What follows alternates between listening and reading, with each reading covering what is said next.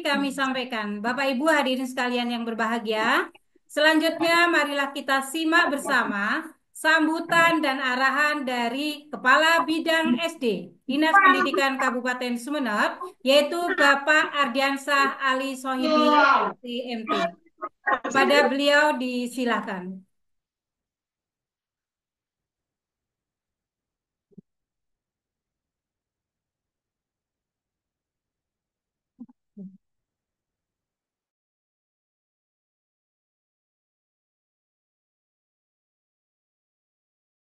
Cek, Ya Pak, monitor terdengar Pak. Bapak Ibu? Alhamdulillah Pak. Oke. Bismillahirrahmanirrahim. Assalamualaikum warahmatullahi wabarakatuh. Waalaikumsalam. Waalaikumsalam Waalaikumsalam warahmatullahi warahmatullahi wabarakatuh. wabarakatuh. Waalaikumsalam warahmatullahi wabarakatuh. Sinyal ada, kili sinyal tadi. Sinyal ada, Pak? Sinyal. Aduh, gak tekan kili lah. Ya. Sinyal beda. Mohon Bapak Ibu untuk menonaktifkan mikrofon. Ada dulu orang kenger. Monggo Pak Ardi.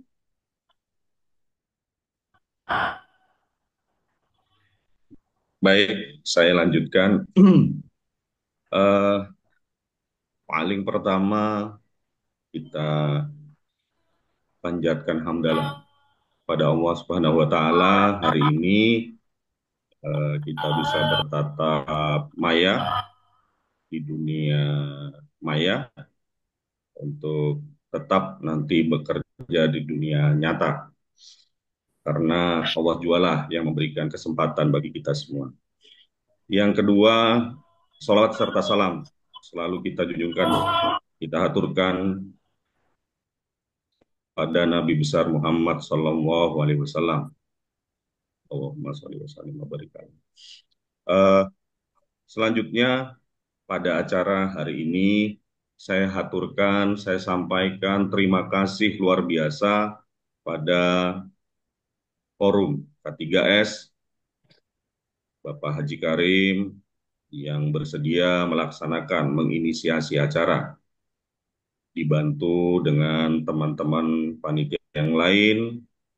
Kebetulan hostnya Ibu Mumpri, nanti kemudian narasumbernya Mas Hidayat. Semoga dari awal hingga akhir acara ini lancar, tidak bermasalah, dan dicatat oleh Allah Subhanahu wa taala sebagai amal ibadah buat kita semua. Amin ya rabbal alamin. Bapak Ibu sekalian, deep learning ini kalimat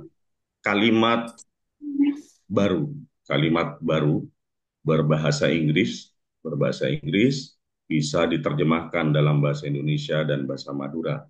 Nanti silakan Mas Dayat selaku narasumber menjelaskan secara utuh. Beberapa hal yang mungkin bisa saya sampaikan, bahwa yang hadir hari ini terbukti. Yang sudah mendaftar belum hadir, atau mungkin kurang informasi. Dan saya yakini Bapak Ibu sekalian, para perintis garis terdepan dunia pendidikan di Kabupaten Sumeneb, termasuk orang-orang yang punya semangat belajar seumur hidupnya. Bisa saya pahami dari room hadir sekitar 300 lebih dari 600-an pendaftar. Ini semangat yang luar biasa. Semangat yang luar biasa dari Bapak Ibu sekalian menunjukkan jenengan-jenengan semua adalah pembelajar seumur hidup. Semoga ini menular kepada anak-anak kita semua, junior-junior kita semua. Nah, sebagaimana disampaikan oleh Ibu Mumpri bahwa K3S insya Allah akan secara rutin melaksanakan kegiatan-kegiatan sejenis untuk terus mengupdate, Yap. memberikan wawasan baru tentang dunia pendidikan. Nah, ini yang harus kita tangkap, kemudian kita jadikan kesempatan. Berkumpullah sekalian Bapak Ibu sekalian seluruhnya, ajak yang belum hadir untuk berperan aktif di kegiatan-kegiatan positif seperti ini. Bukankah sebagaimana disampaikan, sebenarnya kita ini terbentuk oleh orang-orang di lingkungan sekitar kita. Kita bisa menjadi amis jika misalnya kita kumpul dengan pedagang-pedagang ikan di pasar, atau sebaliknya menjadi wangi ketika kita kumpul bersama pedagang-pedagang parfum. Nah, saya minta jaminan dari K3S dan para panitia hari ini, minimal tiap bulan kita laksanakan acara serupa, sejenis dengan tema yang selalu update untuk memberikan bekal ilmu ke depan kepada para kepala sekolah, guru, dan pengawas yang mungkin bisa hadir di hari ini. Selanjutnya, boleh disampaikan bahwa kepala dinas kemarin mendapatkan penghargaan mengenai literasi. Disampaikan oleh kepala dinas bahwa yang hebat bukan kepala dinasnya, tapi para guru, kepala sekolah, pengawas yang ada di belakang, terutama para pegiat literasi. Nah, coba kita kembali. Ada pepatah, di belakang lelaki hebat, berdiri wanita-wanita hebat, para ibunya, keluarganya, adik-adik perempuannya. Tapi bisa saya tambahkan, di belakang wanita hebat, saya yakini ada laki-laki yang hebat juga. Di belakang seseorang yang hebat, pasti lingkungan sekitarnya, masyarakatnya, teman-teman dekatnya, mereka hebat semua. Karena kita sama-sama bersama-sama mewujudkan cita-cita agar semua menjadi hebat. Kira-kira seperti itu. Pesan dari Bapak Kadis, tidak hanya bergerak di literasi, semuanya bergerak bersama-sama. Anugerah dimaksud adalah anugerah untuk Kabupaten Sumeneb, terutama di pendidikan Kabupaten Sumeneb. Terkait dengan deep learning, deep learning sudah dibahas nih, mindful, meaningful, joyful learning, tidak perlu disikapi terlalu kaget. Apalagi ini, bentuk seperti apa lagi ini? Kita sebagai pembelajar seumur hidup, kita sebagai garda terdepan pendidikan, tidak perlu gumunan kalau bahasa Jawa, tidak perlu kagetan, tak banyak tak kerja, apa boleh ini. Tidak banyak mengeluh, fokus terhadap apa yang bisa kita kerjakan. Banyak sekali teori-teori sebagaimana deep learning seperti ini. Kalau di luar, beberapa pemerhati pendidikan justru menggaungkan belum taksonomi. Ada mirip ditambah dengan joyful saja nih. Mindful, meaningful, nanti dijelaskan secara utuh oleh Mas Dayat. Kalau di luar pemerhati pendidikan hingga kemudian tidak hanya memahami, tidak hanya mindful dan meaningful, joyful, hingga kemudian belajar menjadi kreator. Ada 6 tahapan kalau di Bloom Taxonomy. Artinya, kita yang diberi PR, tugas, untuk menyampaikan materi dengan deep learning seperti tadi, tidak perlu kaget, tidak perlu gumun. Apalagi hari ini, Kita belajar mindful, meaningful, joyful, dibuat nanti Mas Dayat senyaman mungkin. Kalau perlu banyakin door prize-nya. Bu Mumpri dicatat, nanti disampaikan kepada panitia, biar joyful yang dimaksud langsung dicontohkan hari ini. Nah, kira-kira seperti itu. Mindful dapat, meaningful dapat, tinggal kemudian dipraktekkan kepada anak-anak kita. Itu yang bisa saya sampaikan. Karena apa yang kita hadapi? Karena apa yang kita hadapi makin lama makin kesannya ruwet. Generasi kita sudah di kotak-kotak berdasarkan zaman lahir. Bung Mumpri mungkin masuk ke generasi Gen X lah. Saya yang di sini ya lebih muda dikit, Bung Mumpri, mohon maaf. Saya generasi milenial, lahiran 70-an, 78, 79, masuk ke generasi milenial. Sementara anak-anak didik kita ini generasi alfa, terutama di sekolah dasar, yang kesannya selalu dicari kesalahannya, childish, manja, dan lain-lain.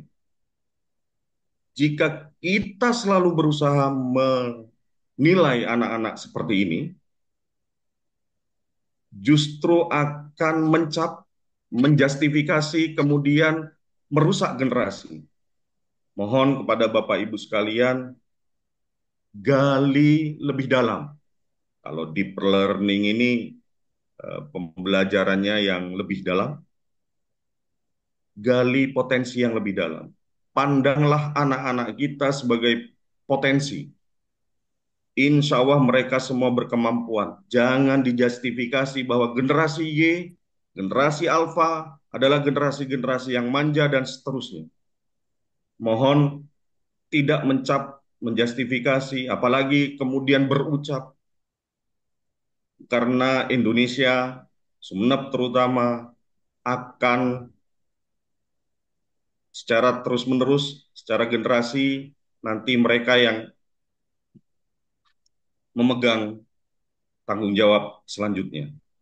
Mohon hari ini dengan pembelajaran materi nanti yang disampaikan oleh Mas Dayat tentang deep learning, kita praktekkan di lapangan agar anak-anak kita yang kebetulan oleh pendapat para ahli dianggap sebagai generasi-generasi yang tanda kutip manja, childish, dan lain-lain, minimal di Kabupaten Sumeneb kita jadikan anak-anak yang tangguh, mampu menghadapi semua keadaan zaman.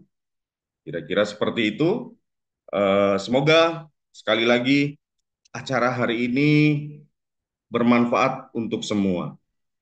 Sebagaimana saya kutip dari Ali bin Abi Thalib, jangan mengawasi orang lain, tidak usah mengintai geraknya, jangan buka aibnya, tidak usah menyelidiki, tapi sibuklah dengan diri sendiri. Perbaiki aibnya, perbaiki diri sendiri, karena kelak yang ditanya adalah diri kita sendiri. Jadikan kesempatan hari ini belajar tentang deep learning, belajar benar-benar apa itu bermakna, berkesadaran, kemudian belajar yang membahagiakan, sekaligus nanti dipraktekkan untuk kemudian dipraktekkan kepada anak-anak didik kita semua. Kiranya itu yang bisa saya sampaikan, tidak berpanjang lebar. Semoga acaranya lancar, tidak putus-putus, karena kita bertemu di dunia maya. Semoga juga berkesempatan nanti bertatap muka di dunia nyata. Dan Allah, insya Allah saya yakin mencatat ini sebagai amal ibadah untuk Bapak Ibu semua. Terakhir, kalau dimohon tidak berkenan menyiapkan untuk membuka acara. Bung Mumpri tidak menyiapkan materi pantun, saya cari-cari sedikit. Dahan ke dahan, tupai melompat. Cakep. Cakepnya Cakep. boleh diwakilkan. Kejar-kejaran menjelang senja. Cakep. Jos. Terapkan ilmu yang didapat, insya Allah sukses dalam bekerja. Amin. Ikan lele. Mantap, Pak Kabit. Dengan mengharap ridha Allah Subhanahu wa taala, bismillahirrahmanirrahim. Acara hari ini saya buka. Terima kasih. Wabillahi taufik wal hidayah. Wassalamualaikum warahmatullahi wabarakatuh. Waalaikumsalam warahmatullahi wabarakatuh. Waalaikumsalam warahmatullahi wabarakatuh. Anakku apa? Kita hapus Bapak Kabit ya. Terima kasih kami sampaikan kepada Bapak Kabit yang telah memberikan arahan ataupun membuka acara ini. Semoga support sistem dari Dinas Pendidikan untuk meningkatkan kompetensi para GTK yang ada di Dinas Pendidikan Kabupaten Sumeneb khususnya atau semua GTK yang hadir di room ini. Baik, Bapak Ibu, selanjutnya marilah kita menuju acara inti. Nah, sebelum ke acara inti, eh, kami sangat bangga dan bersyukur atau alhamdulillah jika Bapak Kabit bisa mendampingi kami untuk acara webinar ini sampai selesai. Tetapi jika Bapak Kabit memiliki agenda yang tidak bisa ditinggalkan, maka kami mengucapkan selamat bertugas dan selamat atas segala sesuatunya, terutama di Dinas Pendidikan yang telah meraih prestasi yang sudah disampaikan oleh Bapak Kabit tadi. Baik Bapak Ibu sekalian, selanjutnya acara yang kita tunggu-tunggu adalah webinar implementasi deep learning sebagai pendekatan pembelajaran yang akan disampaikan oleh narasumber yang berkompeten, yang beliau sudah mendapatkan pembekalan dari BPGP Jawa Timur. Beliau adalah Kepala SDN Ketawang Kare 3, yaitu Bapak Ahmad Said Hidayat.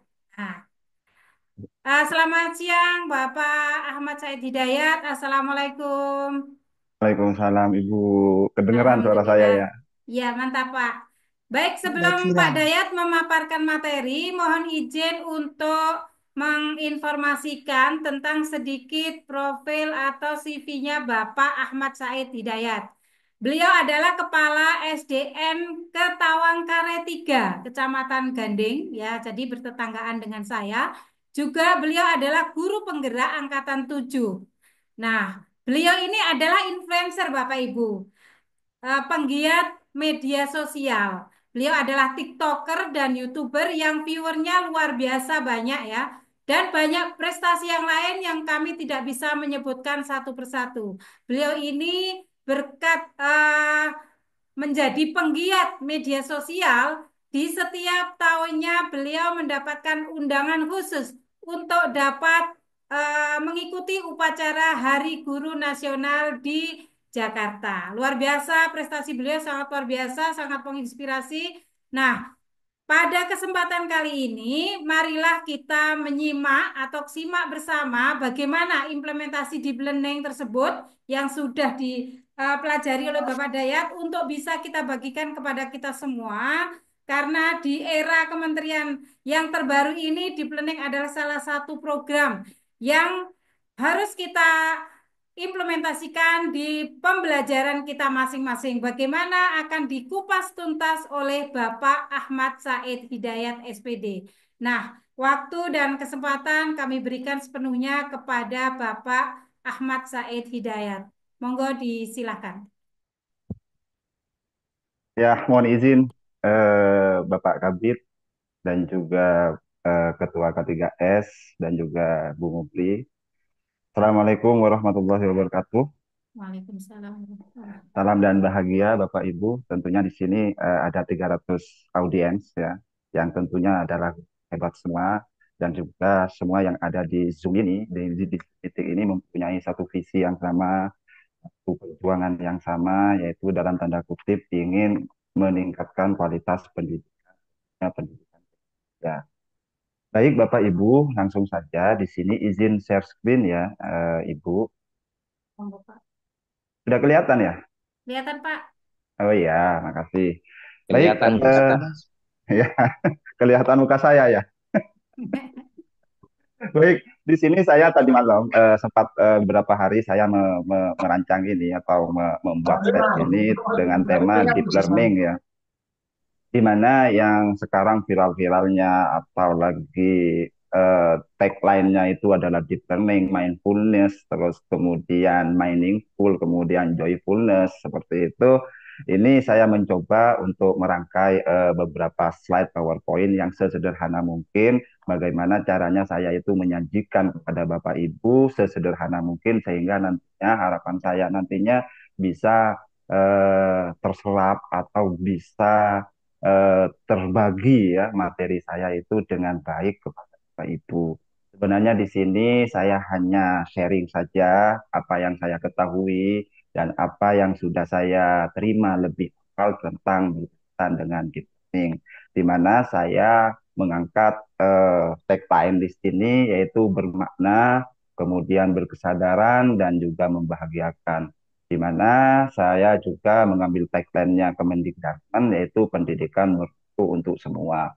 Semoga dengan acara ini, dengan tema ini, dengan tema deep learning ini bisa menjadikan pendidikan tentunya pendidikan bermutu untuk seperti itu.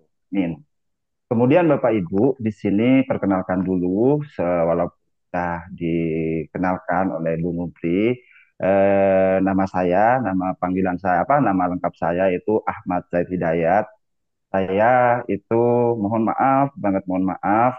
Yang pertama, experience saya atau pengalaman kerja saya itu dimulai dari guru SDN Dharamesta 2 Kecamatan Lenteng pada tahun 2004 atau 2000 sampai 2009.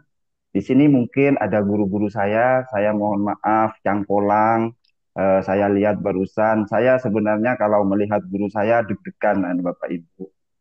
Karena apa? Karena saya berbicara seperti ini, saya lancar berbicara, mendeskripsikan sesuatu, menarasikan sesuatu ini bukan semata-mata saya itu berjuang sendiri, ada tangan-tangan Tuhan yang melalui guru yang bisa saya narasikan pada hari ini dan bisa duduk membersamai rekan-rekan guru. Mohon izin untuk yang kedua, yang pertama dulu guru SDN Dharamesta 2. Mungkin di sini ada guru SDN Dharamesta 2 ya, Kecamatan Lenteng.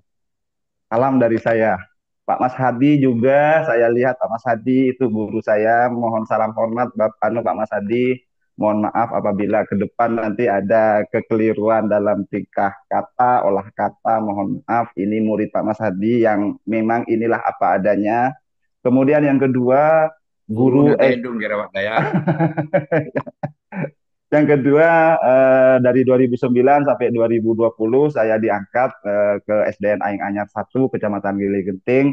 Mungkin di sini ada beberapa dari rekan-rekan saya, Kecamatan Gili Genting, khususnya di SDN Aing Anyar. Salam dan bahagia buat kalian semua, tetap semangat walaupun tiap hari menyeberang pulau, terombang-ambing oleh perahu ya, oleh ombak, tetap semangat dan saya mendoakan Semangat Pak Dayat. Oh ya, siap. Ada Pak Imam juga di sana ya. Kemudian yang ketiga, setelah dari SDN Aing Anyar, saya ke SDN Pangarangan 3, Pematang Kota Sumeneb. Mungkin di sini ada dari SDN Pangarangan 3, mungkin salam dan bahagia juga, tetap semangat memperjuangkan anak-anak didik kita. Di sini ada juga Pak Andi Lala, rekan mitra saya lihat juga ada, salam dan bahagia Pak Andi Lala, itu adalah mentor saya, rekan kerja saya, mitra saya, tempat curhat saya. Salam juga Pak Andi Lala. Kemudian yang berikutnya yaitu Kepala Sekolah SDN Ketawangkarai 3, Kecamatan Ganding, untuk dari 2024 sampai sekarang. Dan untuk rekan-rekan Kecamatan Ganding, Kepala Sekolah, Bapak Pengawas mungkin hadir dan juga guru se-Kecamatan Ganding, salam dan bahagia. Dan juga terakhir saya guru penggerak Angkatan 7. Dan salam dan bahagia juga untuk para guru-guru penggerak Angkatan 7, rekan-rekan sekalian. Baik, Bapak Ibu, di sini saya memperkenalkan diri. Ini banyak banget, banyak perkenalannya kayaknya. Saya seorang influencer, influencer dalam tanda kutip fokus pada pendidikan. Saya anggota dari GKKI, Guru Kreator Konten Indonesia, dan juga aktif di GKK Jawa Timur. Alhamdulillah di GKK Jawa Timur adalah saya menjabat di divisi penerangan, di mana divisi penerangan itu adalah tugasnya mengkontrol semua postingan-postingan teman-teman, artinya polisinya polisi lah di GKK Jawa Timur. Jadi kalau misalnya ada postingannya teman-teman yang menciptakan miskonsepsi kepada netizen, saya yang akan menegur. Teman-teman kalau misalnya ingin lagi browsing atau buka TikTok ataupun YouTube, bisa ketik Hidayat Viral. Di situ ada beberapa penjelasan seputar pendidikan. Kalau TikTok itu saya berfokus pada parenting, ya, pada parenting buat orang tua yang ingin mendidik anak. Kemudian juga berfokus pada regulasi. Untuk YouTube saya berfokus pada media pembelajaran yang interaktif dan juga berfokus pada regulasi. Mungkin itu sekian perkenalan dari saya, mungkin yang terlalu banyak Bapak Ibu. Berkenaan dengan deep learning, ya, ini kemarin saya dikontak sama Bung Mungkri untuk menjadi narasumber. Saya juga kaget karena apa ya, yang pesertanya adalah guru-guru saya di sini, dan ya agak deg-degan sedikit karena audiensnya adalah guru. Mohon maaf ya, bukan menggurui, ini hanya sekedar sharing Bapak Ibu. Deep learning itu yang viralnya itu adalah, deep learning, deep learning, ganti kurikulum, ganti kurikulum lagi nih, gitu kan. Wacananya seperti itu. Kurikulum Merdeka kita mare belum selesai, ini sudah ganti ke deep learning gitu, seperti itu. Apalah deep learning? Sebenarnya Bapak Ibu perlu diketahui, sebenarnya tidak ada pergantian kurikulum. Ya, deep learning itu bukan kurikulum. Jadi kalau misalnya Bapak Ibu itu mempunyai persepsi deep learning itu adalah kurikulum, itu mungkin miskonsepsi saja. Deep learning itu bukan kurikulum. Jadi deep learning itu adalah pendekatan pembelajaran yang nantinya dapat mendukung proses belajar mengajar. Jadi Bapak Ibu di sini adalah deep learning itu artinya pendekatan pembelajaran saja. Sehingga dari pendekatan pembelajaran itu bisa Bapak Ibu nantinya mendukung proses belajar mengajar, tentunya belajar mengajar di seperti itu Bapak Ibu. Untuk kurikulum sendiri tetap masih menggunakan kurikulum Merdeka, mulai dari CP-nya, TP-nya, struktur kurikulumnya, jam mengajarnya, P5-nya, dan lain sebagainya. Seperti itu ya Bapak Ibu.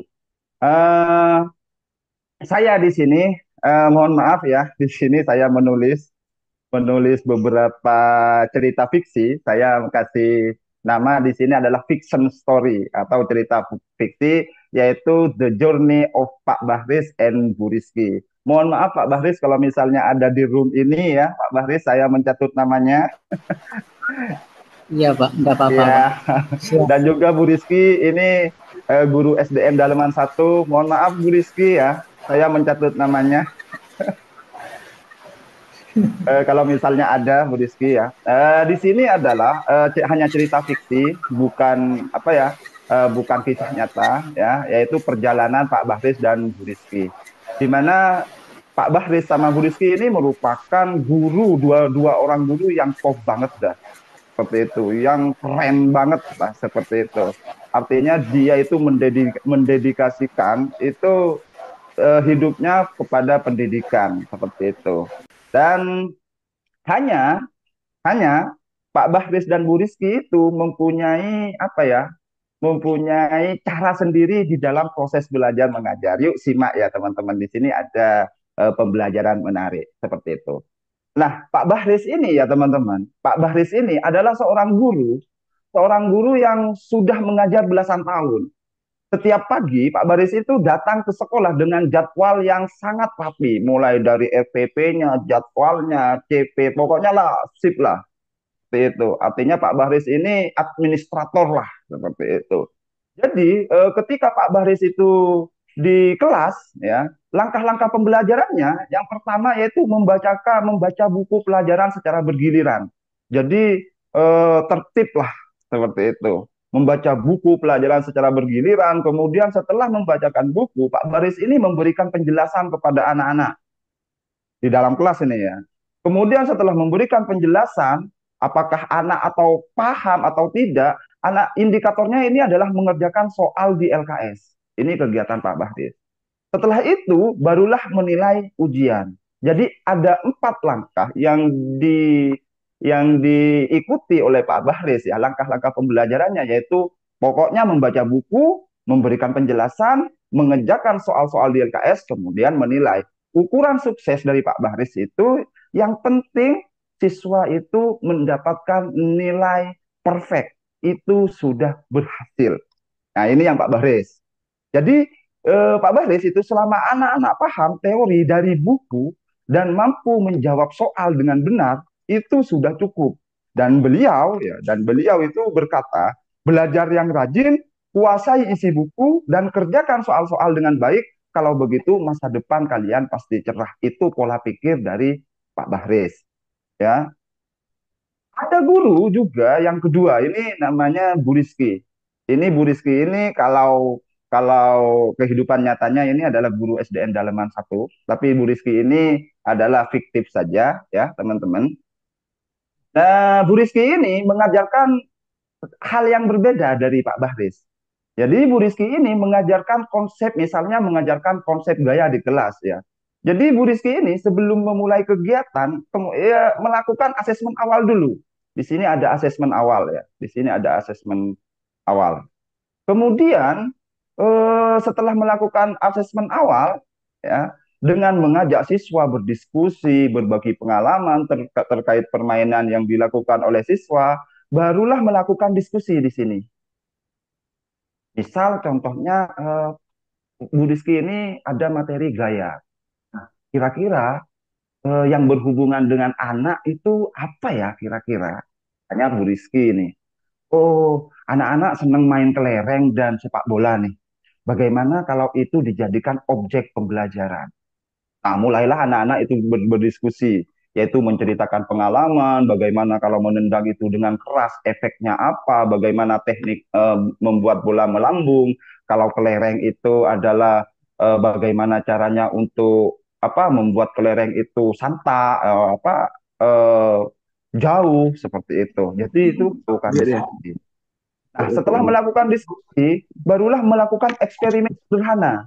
Di sini Bu Rizky, melakukan eksperimen sederhana. Yuk nak, kita dari hasil diskusi, misalnya, kita praktikkan yuk bagaimana untuk menendang bola. Itu giper, misalnya, itu giper, bagaimana nanti bola itu bisa nyampe ke giper. Seberapa besar gayamu dalam menendang bola? Bagaimana sikap kakimu agar bola ini nyampe ke kiper? Itu dipraktikkan. Gagal lagi misalnya, aduh bu, nggak nyampe bu, lebih keras. Oh berarti anak-anak mempunyai perkiraan. Oh kalau misalnya bola ini mau nyampe ke gawang, mempunyai perkiraan seperti ini. Kalau misalnya ingin mau melambung, mempunyai gaya yang seperti ini, seperti itu. Kemudian Bu Rizky itu mencatat serta menganalisis hasil. Jadi dari eksperimen itu dicatat sama anak-anak. Kemudian memberikan asesmen berbasis proyek. Ya, dari proyeknya itu, dari penelitiannya itu, dari kesimpulannya itu apa melakukan asesmen. Oh, anak ini baguslah berpikir kritisnya. Oh, anak ini kreatif di dalam menendang bola, membuat jurus-jurus tertentu, misalnya bisa menciptakan jurus-jurus tertentu, sehingga dalam hasil asesmen itu dilakukan refleksinya. Sehingga anak itu tidak hanya belajar gaya, tapi bisa menciptakan inovasi tertentu bagaimana gaya itu dimanfaatkan. Seperti itu. Ini Bu Rizky. Pertanyaannya rekan-rekan sekalian, Bapak Ibu, apa ya yang membedakan dua guru tersebut? Mungkin ada yang bisa menjawab atau bisa ditulis di kolom chat teman-teman. Kira menurut teman-teman itu yang membedakan antara Bu Rizky dan Pak Bahris itu Kira-kira apa? Mungkin ada dari teman-teman yang bisa apa ya, dari pembelajaran itu, dari pengalaman itu kira-kira apa eh, perbedaan yang membedakan dari dua guru tersebut, yaitu dari Pak Bahris dengan Bu ya. Mungkin rekan-rekan guru punya punya usul atau pendapat, silakan bisa diketik. Oke, mungkin untuk Bu siapa ini? Bu Melianti. Dari perkenalkan dulu ya Ibu ya. Iya, sebelumnya mohon maaf Pak, ini off cam ini. Iya, iya, iya Ibu. Salam kenal Ibu. Ya, salam kenal Pak Said. Baik Pak, yang saya tangkap dari kedua kasus tadi, kalau menurut saya yang Pak Bahris itu masih metodenya masih teacher center ya Pak. Kemudian Center ya. kalau yang Bu Rizky sudah student center, di mana di situ dimulai dari asesmen awal sampai melibatkan aktif peserta didik dalam pembelajaran. Mungkin itu perbedaannya ya Pak Dayat ya. Terima kasih. Jadi intinya menurut Bu Meli ini kalau yang Pak Bahris itu masih teacher center, artinya guru masih masih lebih mendominasi di situ. Kemudian kalau yang Bu Rizky itu sudah student center. Tepuk tangan buat Bu Meli, ini keren banget sebenarnya, sudah bisa menjadi benang merahnya. Baik, berikutnya untuk Bu Sofi ini ya. Bu Sofi ini rekan saya, rekan saya, sahabat Mohon saya mohon izin. ya. Mohon izin Pak Ahmad Said Hidayat. Untuk sesi tanya jawab, saya kira nanti saja. Oke, Khawatir siap. kalau tanya jawab di tengah nanti materinya nggak selesai. Nah, siap. Nggih, Satu aja ya Ibu ya. nggih, Ini siap, Bu monggo, Sofi ya. monggo.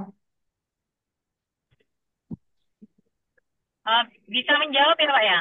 Ya, siap.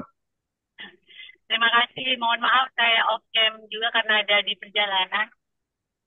Eh, Menarik sekali ya dari apa kisah entah itu fiktif atau tidak, tapi nyatanya memang seperti itu yang sering kita temukan dalam proses pembelajaran sehari-hari. Yang dapat saya tangkap melengkapi dari penjelasan Ibu sebelumnya ya, eh, kalau kita kaitkan dengan makna deep learning, jadi pembelajaran antara Pak Bas dengan Bu Rizky itu jelas tampak sangat beda sekali ya, terutama kebermaknaan, kemudian berkesadaran, dan yang terpenting adalah menyenangkan. Yang saya temukan dalam proses pembelajaran di Pak Baris itu, di mana di situ kita tidak menemukan proses pembelajaran yang menyenangkan ataupun bermakna terhadap siswa. Karena apa? Poinnya yaitu apa indikatornya yang terpenting siswa mendapatkan nilai yang sempurna. Tapi ketika melihat proses pembelajaran dilakukan oleh Bu Rizky, benar-benar sangat bermakna. Terlebih-lebih yang paling sangat menonjol yaitu guru melibatkan siswa, kemudian dari proses yang dilakukan oleh siswa, guru melakukan evaluasi, kemudian refleksi sehingga ditemukan bagaimana proses pembelajaran bermakna dan selanjutnya bisa melakukan perbaikan. Segitu saja. Terima kasih karena waktunya mepet. Ya. Baik, terima kasih Bu Sofi ya. Ya, mungkin rekan-rekan sudah bisa benang merahnya ya. Jadi kalau misalnya Pak Bahris itu masih teacher center ya, kemudian kalau yang Bu Rizky itu sudah student. Nah, pertanyaannya di sini ya. Di sini ya Bapak Ibu. Nah, yang dilakukan Pak Bahris ya, yang dilakukan Pak Bahris itu sebenarnya adalah yang dinamakan surface learning. Surface learning itu artinya pembelajaran hanya di permukaan. Jadi surface learning itu adalah pendekatan pembelajaran di mana siswa itu menghafal informasi atau memahami konsep secara permukaannya saja tanpa menghubungkan dengan pemahaman. Yang penting anak-anak itu tahu 1 ditambah 1 itu sama dengan 2, entah itu proses duanya itu tidak peduli ya rekan. Jadi surface learning itu hanya pembelajaran untuk menghafal informasi atau input informasi saja tanpa memahami konsep yang lebih dalam. Misal contohnya gula itu manis misalnya. Itu tidak tahu kandungan dari gula itu apa misalnya. Api itu panas misalnya. Ya itu sudah api itu panas. Itu. Beda dengan kalau kita deep learning. Nah, Deep learning itu adalah pendekatan pembelajaran yang mendorong siswa ini untuk memahami konsep secara mendalam, menghubungkan ide dan menerapkan pengetahuan di situasi baru. Ini yang dimaksud di situasi baru artinya tidak hanya memahami, tidak hanya menerapkan, tidak hanya menganalisa, bahkan dalam tanda kutip anak-anak itu bisa mencipta. Contoh Bapak Ibu. Bapak Ibu misalnya mengajarkan Sumpah Pemuda. Nah, di dalam Sumpah Pemuda, anak-anak itu kalau misalnya deep learning itu tidak hanya menghafalkan saja, memahami saja, tapi bagaimana anak-anak itu bisa menciptakan Sumpah Pemuda yang relevan. Artinya anak-anak itu menciptakan Sumpah Pemuda yang baru, yang kekinian. Nah, ini Sumpah Pemuda tahun 1928. Yuk kamu bersumpah sekarang, apa kira-kira sumpahmu yang sekarang? Jadi anak-anak itu kalau sudah memasuki fase sudah mencipta, sudah mempunyai regulasi diri, oh Pak, saya akan bersumpah akan memajukan sekolah saya kelak kalau saya menjadi guru. Seperti itu. Contoh misalnya anak-anak, kalau misalnya anak-anak ada di materi profesi, anak-anak tidak hanya dikenalkan polisi. Tugas polisi adalah bla bla bla. Tentara, tentara adalah bla bla bla. Tidak. Di dalam deep learning, bagaimana menghubungkan ide profesi itu dan menciptakan profesi-profesi yang baru.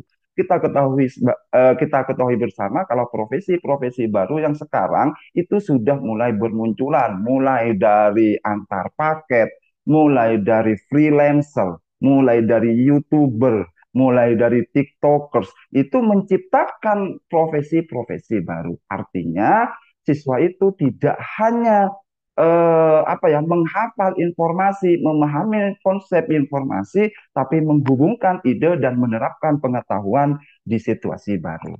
Seperti itu, Bapak Ibu. Nah, pertanyaannya, apakah surface learning itu ditinggalkan? Tidak, Bapak Ibu. Surface learning itu tetap, ya, tetap. Surface learning karakteristiknya di sini adalah yaitu fokus pada menghafal fakta dan proses, mengandalkan pengulangan untuk mengingat informasi, tidak banyak koneksi antara ide atau konsep, kemudian berorientasi pada hasil jangka pendek seperti ujian dan tes.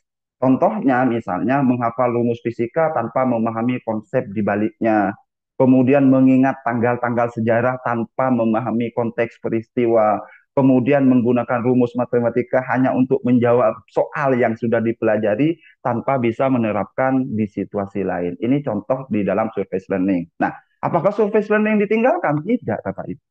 Surface learning itu tetap penting sebagai langkah awal dalam pembelajaran, terutama saat siswa itu memperoleh informasi baru. Kemudian saat siswa mengenal konsep dasar sebelum melangkah lebih jauh ke permukaan yang lebih dalam.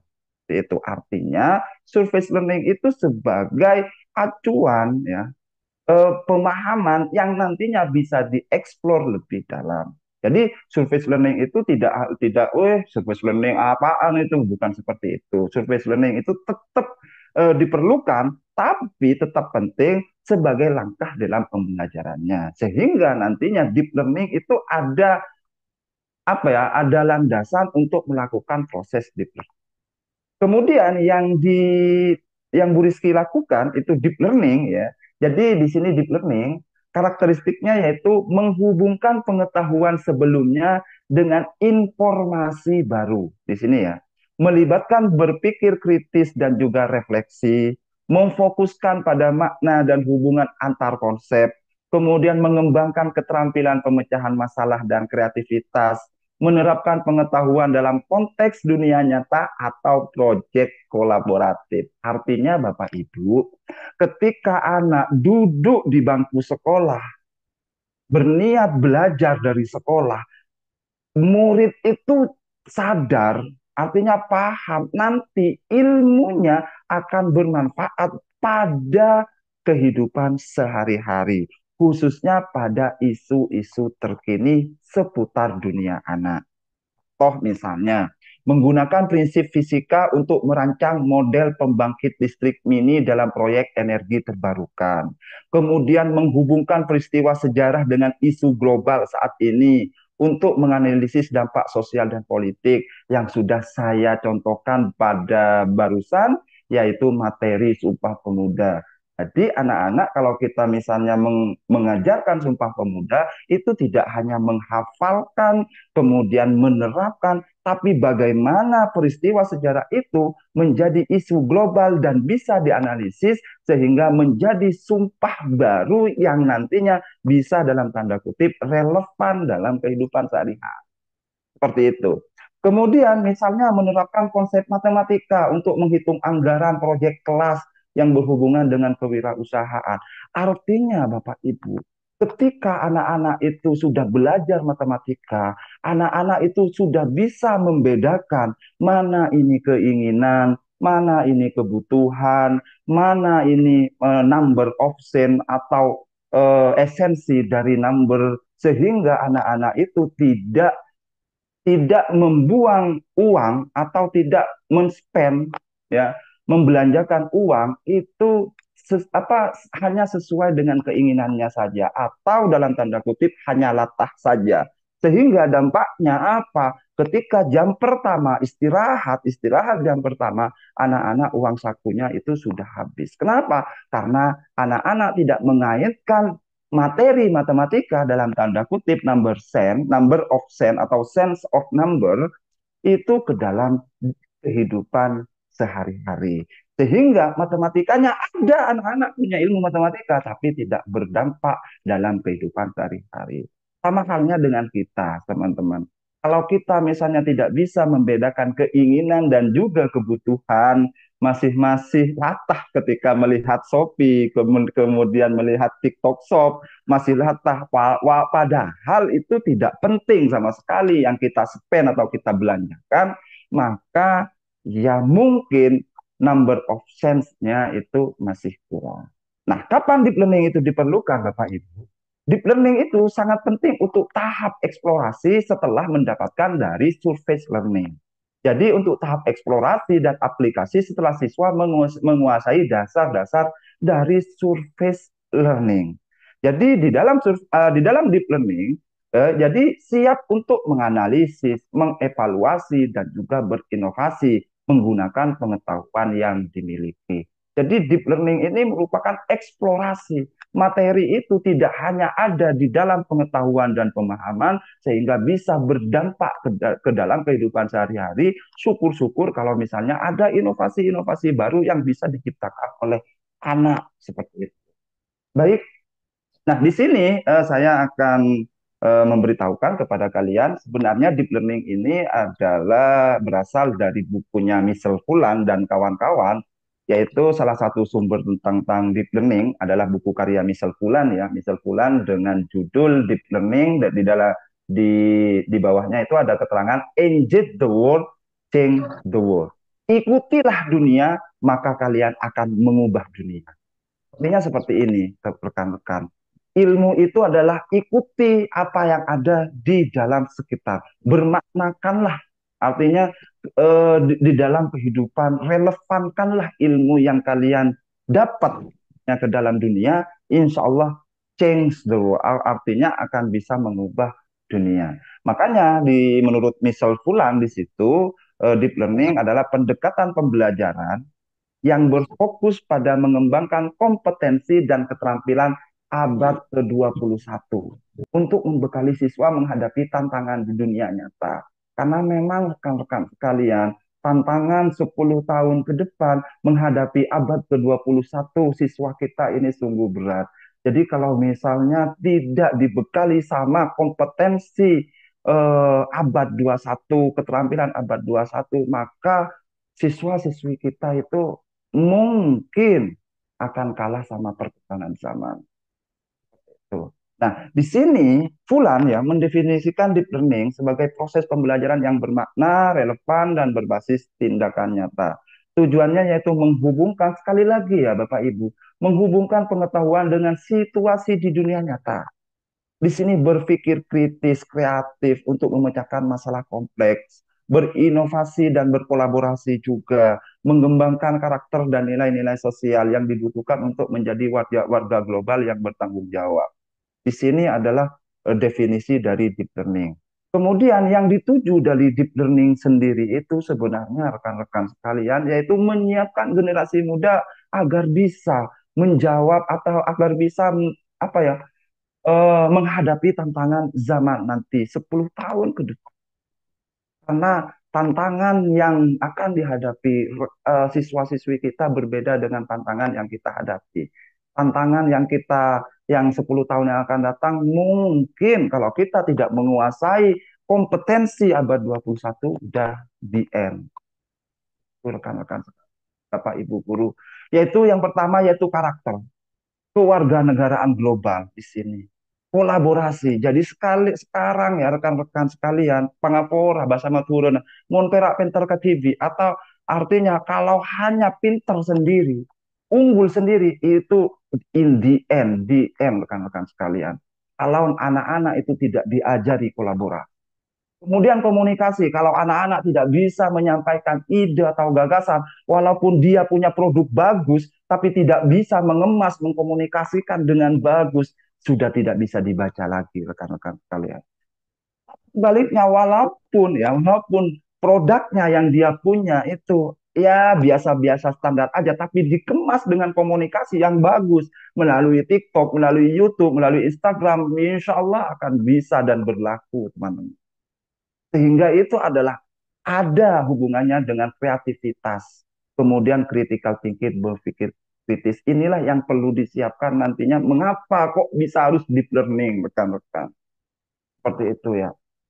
Kemudian untuk deep learning versi Kemendikbudrismen di sini, pembelajaran mendalam, Kementerian Pendidikan Dasar Menengah ini sudah meluncurkan naskah akademiknya pada tempo yang lalu ya, di mana ada beberapa hal yang berbeda dengan konsep misal bulan ya. Di antaranya di sini ya kerangka pembelajaran mendalam ini sudah masuk pada poin pembelajaran mendalam deep learningnya. Di sini saya fokusnya ini yang pertama lingkaran yang pertama dan yang kedua ya rekan-rekan sekalian. Di sini untuk kerangka pembelajarannya itu terdiri dari pengalaman belajar di sini, kemudian prinsip pembelajaran di sini, kemudian yang ketiga adalah dimensi profil lulusan. Nah, nanti saya urai bagaimana caranya kerangka pembelajaran ini bisa teraplikasi atau diimplementasikan di dalam kelas. Nah, yang pertama yaitu pengalaman belajar. Pengalaman belajar di sini yang pertama memahami dulu, anak-anak memahami di sini, kemudian mengaplikasikan di sini, kemudian merefleksikan di sini. Untuk pengalaman belajar. Sedangkan untuk prinsip belajar, ya, prinsip belajar di sini adalah bermakna, berkesadaran dulu, kemudian bermakna, kemudian yang ketiga adalah menggembirakan. Ini adalah prinsip pembelajaran. Kontekstualnya atau aplikatifnya harus berdasarkan pengalaman belajar, yaitu mulai dari memahami, mengaplikasikan, dan merefleksikan. Sebenarnya pengalaman belajar ini di dalam deep learning ini mengacu pada taksonomi Bloom ya rekan-rekan. Di mana di taksonomi Bloom di sini, di sini ya, sebelum ke taksonomi Bloom di sini, sehingga dari pengalaman belajar dan prinsip pembelajaran itu ada tercapai dimensi profil lulusan yang terdiri dari keimanan, kemudian kewargaan, kreativitas, kemandirian, komunikasi, kesehatan, kolaborasi, dan juga penalaran kritis. Ada pertanyaan juga, apa perbedaannya antara P5 dengan dimensi profil lulusan? Sama saja, rekan-rekan sekalian. Hanya istilahnya itu hanya berbeda. Contoh misalnya gotong royong. Di sini sudah ada kolaborasi dan juga komunikasi. Yang berbeda hanya kesehatan saja, karena ini mengacu pada Undang-Undang Guru dan Dosen, di mana di situ di dalam Undang-Undang Guru dan Dosen bahwa tujuan pendidikan Indonesia salah satunya itu adalah membentuk insan yang sehat, seperti itu. Baik, Di dalam dimensi profil lulusan, di sini apakah setiap mapel harus mengacu pada 8 dimensi? Tidak, rekan-rekan sekalian. Rekan-rekan sekalian hanya mengaitkan dimensi profil lulusan itu sesuai dengan yang lebih relevan. Sebenarnya sama dengan P5 pada saat itu ya, apa P3 itu ya. Proyek apa profil pelajar Pancasilanya. Contoh misalnya di dalam buku IPAS, misalnya mata pelajaran IPAS, misalnya ini fokus pada penalaran kritis, kemudian kreativitas, dan juga kolaborasi melalui proyek eksperimen atau pembuatan alat sederhana yang bermanfaat. Kalau misalnya pembelajaran bahasa Indonesia, misalnya materi argumentasi ya, jadi bisa mengambil dimensi profil pelulusan, mengembangkan komunikasi, kemandirian, dan juga kreativitas. Kemudian kalau untuk matematika, misalnya di dalam materi penyelesaian soal cerita, rekan-rekan bisa menekankan penalaran kritis, kemandirian, dan juga kolaborasi. Jadi menyelesaikan soal cerita, diskusi kelompok, proyek perhitungan anggaran sederhana, sehingga dimensi profil lulusannya rekan-rekan sekalian bisa mengambil penalaran kritis, kemandirian, dan kolaborasi. Seperti itu. Artinya dimensi profil lulusan itu tidak serta-merta diambil semuanya. Baik. Nah, ini adalah prinsip deep learning. Ini yang sangat menarik sekali kalau kita kaji ya rekan-rekan sekalian. Saya menulis di sini prinsip deep learning bukan sekedar pembelajaran joget-joget tanpa bermakna. Di mana prinsip deep learning ya di sini prinsip deep learning di sini adalah berkesadaran, bermakna, dan juga menggembirakan. Ini ada berkesadaran, kemudian ada bermakna, kemudian yang ketiga adalah menggembira. Artinya seperti ini rekan-rekan Bapak Ibu guru yang saya hormati di sini. Yang dimaksud berkesadaran, anak-anak ketika duduk di bangku sekolah sadar nggak? Sadar nggak kalau ilmu yang didapat, yang sedang dipelajari itu berguna sama peserta didik. Siswa sadar nggak kalau misalnya ilmu bahasa Indonesia itu nanti bisa diterapkan di dalam kehidupan sehari-hari.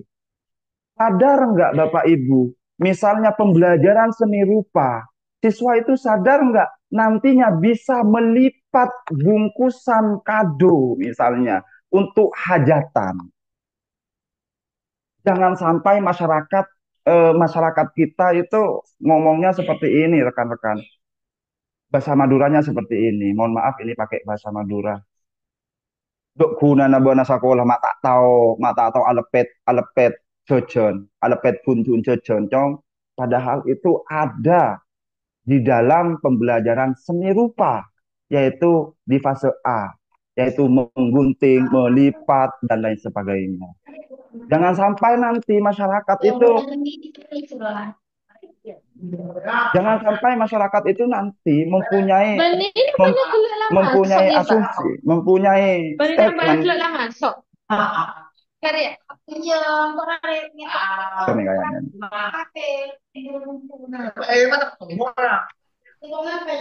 Bu Yeni suaranya.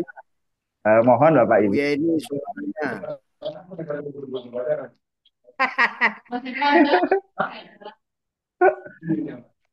Ya Bapak Ibu.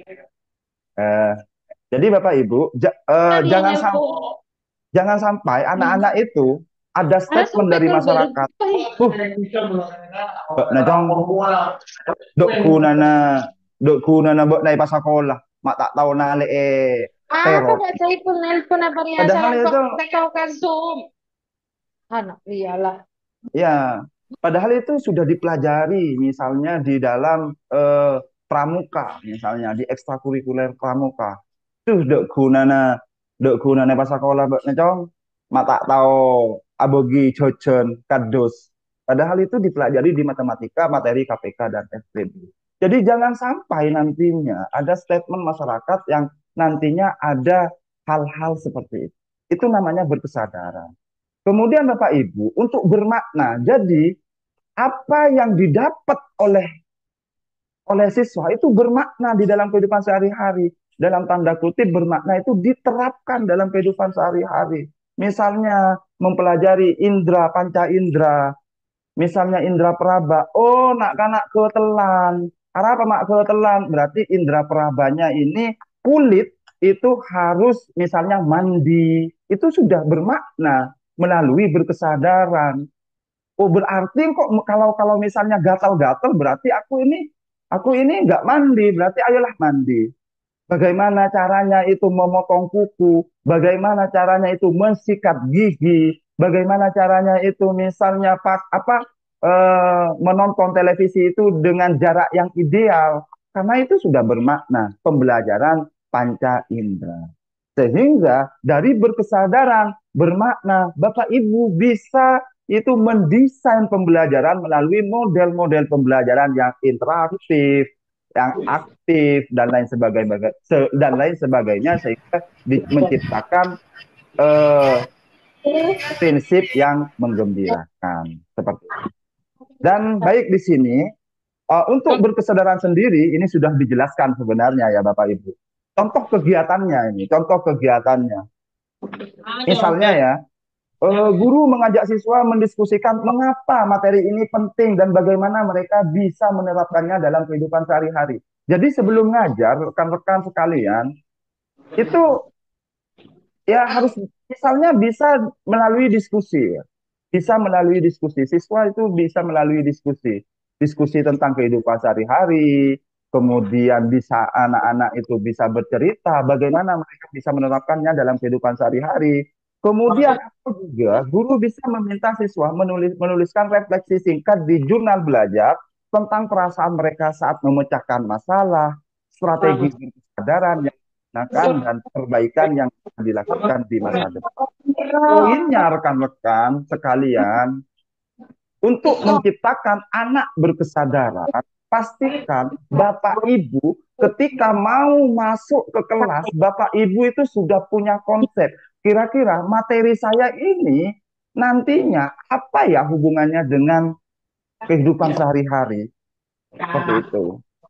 Kemudian bermakna. Di sini untuk bermakna adalah nantinya murid itu bisa menerapkan pengetahuannya ke dalam situasi nyata.